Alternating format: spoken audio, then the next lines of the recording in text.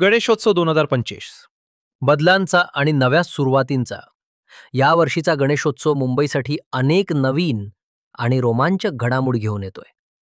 सर्वप्रथम बोलायचं झालं तर चिंचपोकळीचा चिंतामणी.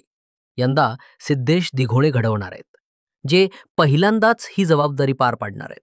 विशेष म्हणजे 7 वर्षानंतर चिंतामणीचं आगमन पुन्हा एकदा परळ वर्कशॉपमधून होण्याची शक्यता आहे, जे भक्तांसाठी भावनिक क्षण ठरणार आहे. त्याचसोबत मुंबईचा राजा मंडळाने आपल्या 98व्या वर्षात एक ऐतिहासिक निर्णय घेतलाय. मूर्तिकार बदलण्यात आलेत. यंदा ही प्रतिष्ठित मूर्ती आकाश तिरमळ बनवणार आहेत.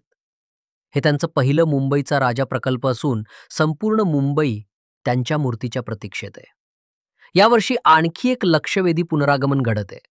प्रशांत दादा देसाई परळ वर्कशॉपमध्ये पुनश्च पदार्पण करत आहेत आणि उमारखाडीचा राजा ही मूर्ती ते साकारणार आहेत.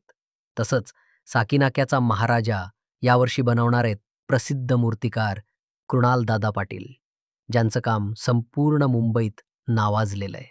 आता सगळ्यांचे लक्ष लागून आहे 2 मोठ्या मंडळांकडे, परळचा राजा आणि मुंबईचा महाराजा, की ते यंदाच्या वर्षीच्या गणेशोत्सवासाठी काय नवीन अपडेट देतात.